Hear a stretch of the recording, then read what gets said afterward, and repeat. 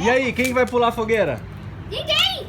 Pula a fogueira, ia, ia. Pula a fogueira, ia, ia.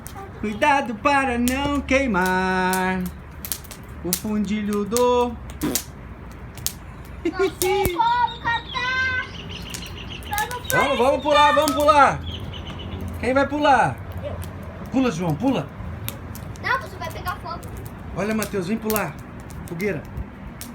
Eu vou mexer nos pauzinhos. Gente, olha essa fogueira que gigantesca. Olha aqui, negão, olha aqui, negão. Ei, negão. Ai, Tira doeu. esse negócio daí, cara. Doeu. Ei, põe isso aí lá no cantinho, ó. É fácil, mas doeu. Ai, caraca.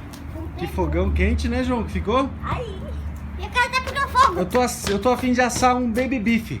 Baby beef? Deixa eu... Vamos assar o Lucas. Que assar o Lucas que nada? Ele é meu irmão hoje. Ei, negão, olha aqui. Ok. O que é isso? O que é isso? Não, isso aí não. Isso é areia pra gente apagar. Já tinha feito uma fogueira, João? Não. Ele disse que se a gente mijar e colocar fogo, vai fazer fogo. É sério? Sim. Não. Vai. Eu já vi no filme e deu certo. Claro, não é porque aquilo é a animação. Eu acho que xixi não pega fogo. Eu acho que xixi apaga o fogo. É, apaga o fogo, porque é É água.